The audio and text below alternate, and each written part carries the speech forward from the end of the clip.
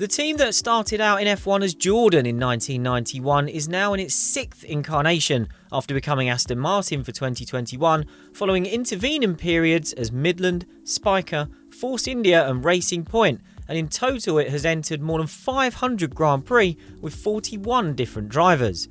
We've ranked those drivers from worst to best based on their performances for the team, their contribution to it and the famous moments they produced behind the wheel of its cars. It's not simply a ranking of the quality of those drivers overall, the longevity of their stint and the timing of it weighs into the order. We've left out driver number 41, Sebastian Vettel, as it's not yet time to pass judgment on his spell at the team. If you enjoyed this list, give us a thumbs up and let us know in the comments what we got wrong. And if you've not subscribed to the race yet, consider hitting that button to keep up with everything we're doing and to show your support for the channel. We've got a lot of drivers to get through here, so let's crack on.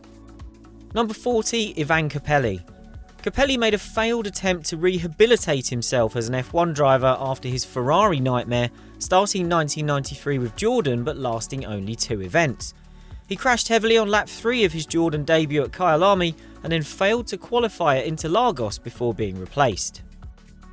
Number 39, Marco Apicella.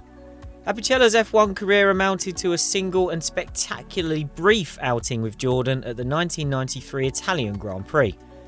He was the third of 5 drivers who appeared as Rubens Barrichello's teammate that season before Jordan eventually settled on Eddie Irvine. Apicella started 23rd at Monza but was out before the first corner, where he spun after being hit by JJ Lehto's Sauber in a chaotic start. Number 38, Aguri Suzuki. Suzuki made a one-off Jordan appearance on home soil in the 1994 Pacific Grand Prix in place of the banned Irvine, but he made little impression. He retired from 13th place with a steering problem. Number 37, Emanuele Naspetti. Naspetti had 5 races under his belt as a March driver in 1992 when he became Jordan tester for 93, making a one-off appearance for the team in the Portuguese Grand Prix. He qualified just over a second off teammate Barrichello and suffered an engine failure after 8 laps. Number 36, Zolt Baumgartner. Baumgartner filled in for the injured Ralf Furman at the Hungaroring and Monza in 2003, but he was a long way off teammate Giancarlo Fisichella. He came close to a full-time seat with Jordan in 2004 thanks to his backing, but joined Minardi instead. Number 35, Sakon Yamamoto. Yamamoto bought his way into a Spiker drive for the final 7 races of 2007, making little impression. Let's move on. Number 34, Ricardo Zonta. During his 2001 season as Jordan test driver, Zonta had 2 chances to race. Once in Canada after Heinz-Harald Frentzen crashed during the first practice session, then later in Germany after Frentzen was sacked. But rather than being kept on for the rest of the year, Zonta was passed over in favour of Jean Alesi. Number 33, Roberto Moreno. Moreno made 2 starts for Jordan after losing his Benetton drive to Michael Schumacher in 1991.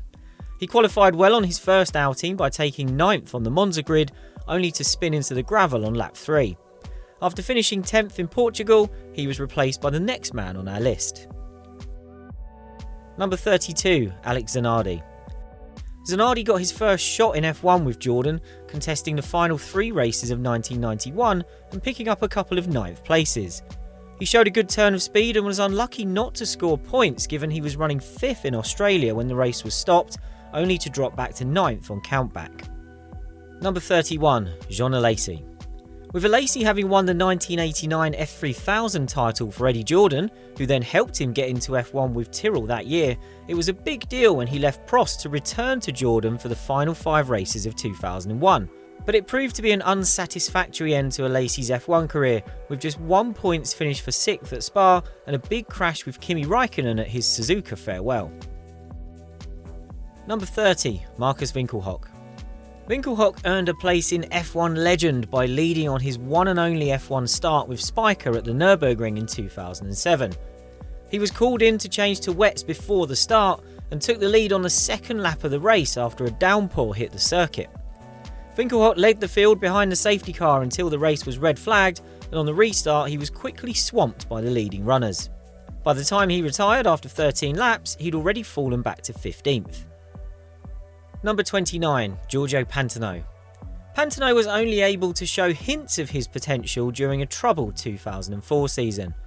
After being sidelined for Canada for cash reasons, he left the team with 3 races remaining after an erratic campaign. Number 28, Timo Glock. Stepping up from his test driver role to fill in for Pantano in Canada 2004, Glock finished 11th on the road but was promoted to 7th and a debut points finish thanks to exclusions for cars ahead of him. He returned for the final 3 races of the season and acquitted himself well. Number 27, Thierry Boutsen. The experienced Boutsen replaced Capelli 2 races into 1993, partly thanks to one of Jordan's sponsors, but he struggled. Driving a car too tight to be comfortable in, he was shuffled out after 10 races following his F1 swan song on home ground at Spa. Number 26, Michael Schumacher. Given his sole outing for Jordan lasted less than half a minute before his clutch failed, Schumacher made a big impression. He started 7th, then climbed to 5th before slowing just after the start, wowing F1 and setting himself on the path to 7 world championships in the process. Benetton stole him for the very next race in Italy, meaning his Jordan career was too short for him to be ranked higher in this list. Number 25, Stefano Modena. Modena spent his final F1 season with Jordan in 1992. It was an erratic campaign, even factoring in the uncompetitive Yamaha-powered car, although Modena did pick up a point on his final outing in the Australian Grand Prix, but he also failed to make the grid 4 times. Number 24, Ralph Furman. Furman's sole F1 season was with Jordan in 2003, at a point when the team was struggling. Aside from a strong weekend in Spain where he out-qualified Giancarlo Fisichella and took a point for 8th, it was heavy going. A crash in Hungary kept him out for 2 races, although he did sign off by out-qualifying Fisichella for only the 2nd time at the Suzuka finale. Number 23, Narain Karthikeyan. Karthikeyan spent his first F1 season with Jordan in 2005, finishing 4th in the infamous United States Grand Prix, but otherwise not troubling the scorers in an uncompetitive final year for the team under the Jordan name. Number 22, Christian Albers. Albers failed to score in his 27 starts for Midland/Spiker in 2006-07 when the team was very much a backmarker. His stint is best remembered for inexplicably leaving the pit box while still being shown the stop sign at the French Grand Prix, taking the refuelling hose with him. He was dropped for the second half of 2007 as the team chased more funding. Number 21, Takuma Sato. Sato came into F1 amid big expectations given his spectacular F3 career and Honda's high hopes, but he struggled in his debut F1 season with Jordan in 2002. The biggest impact he made, or should that be suffered, was when he was torpedoed by Nick Heidfeld's out-of-control Sauber in Austria. A classy drive to his sole points finish at Suzuka showed what might have been. With Jordan and Honda parting after that, Sato headed off to reserve duties at BAR before replacing Jacques Villeneuve at the end of 2003. Number 20, Mauricio Gugelmin. After 4 seasons with Leighton House March, Gugelmin joined Jordan in 1992. While he was a little more dependable than teammate Modena, making the grid for every race, there were a few too many errors and he failed to score a point. But he put in an excellent qualifying performance to line up 8th in Mexico with a car that had no business being in the top 10, and according to Gary Anderson, he bought into the problems Jordan was trying to fix far better than teammate Modena. Number 19, Thiago Monteiro. Monteiro is most famous for his 3rd place in the farcical 2005 US Grand Prix, although his 8th place at Spa later that year was arguably the better performance. During his 2 years with Jordan/Midland, he showed himself to be a consistent and safe pair of hands. Number 18, Vitantonio Liuzzi. Red Bull refugee Liuzzi initially joined Force India as test driver before being promoted to replace Ferrari-bound Giancarlo Fisichella for the final 5 races of 2009. Despite being in contention to finish 3rd on his first outing at Monza before retiring, he never again reached those heights, struggling at times in 2010 with a chassis problem. 6th in career that season was his best result for the team. Number 17, Nick Heidfeld. Heidfeld did what he could during his sole season in an uncompetitive Jordan in 2004 with just 2 points finishes and a best of 7th in Monaco, But the lack of results was down to the car, not Heidfeld. He often outpaced drivers in far superior machinery. Number 16, Martin Brundle. The reunion of Brundle and Eddie Jordan in 1996, 13 years after they had combined to give Ayrton Senna a run for his money in British F3, seemed like a match made in heaven. After starting out with a spectacular crash at the Australian Grand Prix, Brundle had a decent but unspectacular final season in F1 with 5 points finishes and a best of 4th at Monza. Number 15, Bertrand Gachot. Gachot is most famous for his altercation with a London taxi driver, leading to a jail sentence that opened the door for Schumacher to make his F1 debut. But up to that point, he was an integral part of Jordan's foundation season in 1991, scoring points 3 times and taking fastest lap on his final outing after a late tyre change in Hungary. Number 14, Jarno Trulli. Trulli showed searing pace at times during his 2 years with Jordan, twice qualifying on the front row. But he often struggled to turn good grid positions into results, which would become a bit of a theme of his career. While that was largely down to unreliability, it was also thanks to the odd incident. But considering Jordan was starting its decline in these years, Trulli did a good job.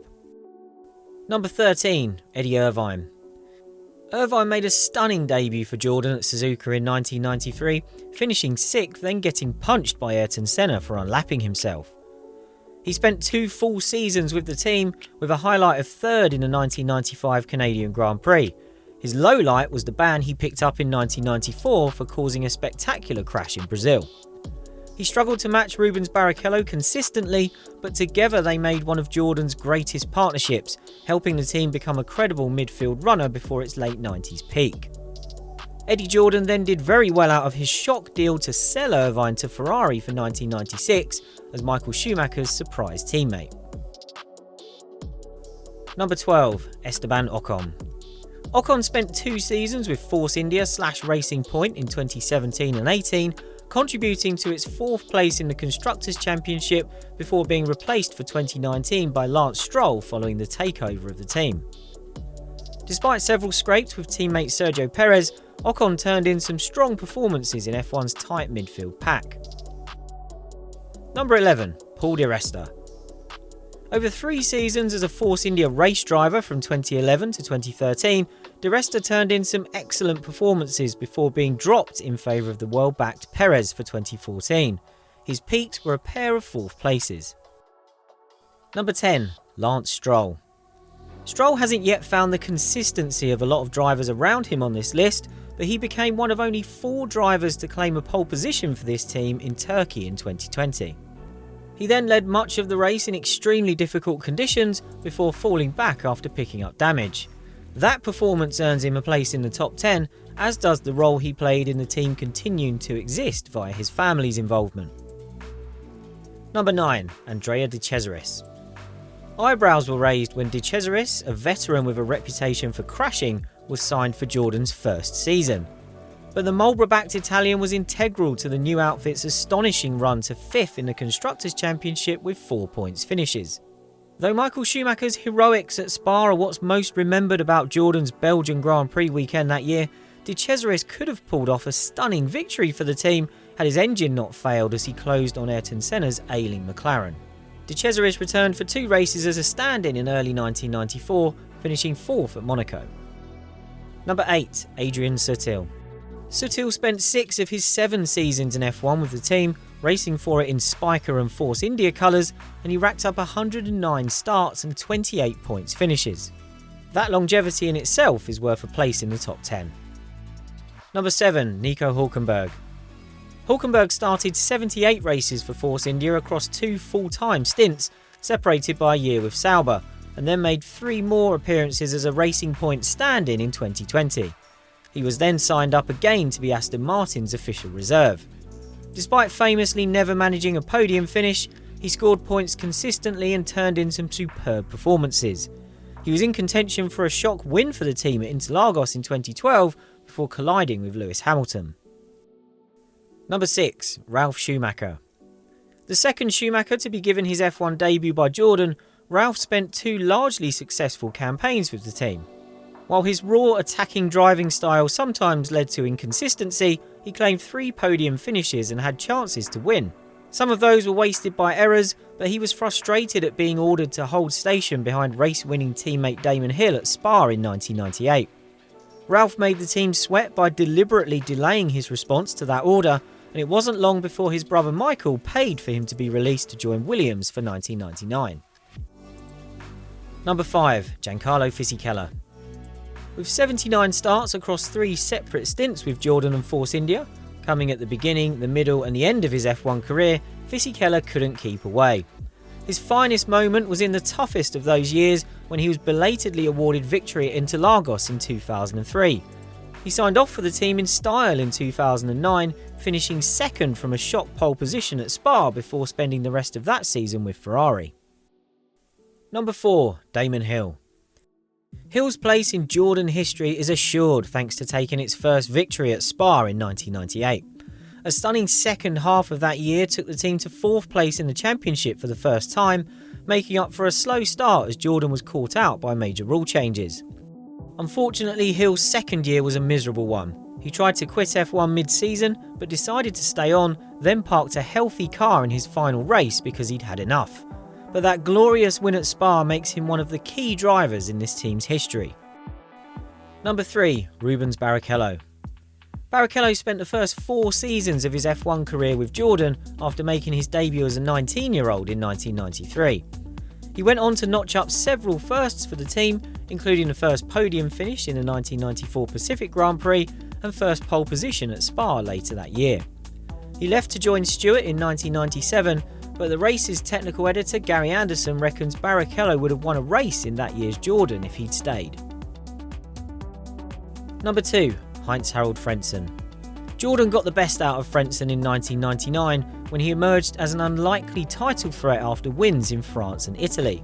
While his Jordan career ultimately fizzled out with his mid-season sacking in 2001, no other driver reached title-challenging heights for this team in any of its guises or stood on the podium for it as many times. It's only the fact that his peak was so short-lived that costs Frentzen the top spot in our list. Number 1. Sergio Perez. Nobody has started more races for the team than Perez, who racked up 135 starts for Force India/Racing Point from 2014 to 2020 and claimed his first victory on his penultimate outing with the team in the 2020 Sakir Grand Prix. With 7 other podium finishes, he was the team's linchpin throughout his time there, particularly when Force India finished 4th in the championship in both 2016 and 17. He also played a key role in the team being saved in 2018, without which it might not still be here today. That's the end of our marathon list. Thanks to everyone who stuck with us to the end, or to those who just skipped forwards to see who was at the top. Let us know if you'd like to see more lists like this, and don't forget to subscribe so you never miss another video from the race.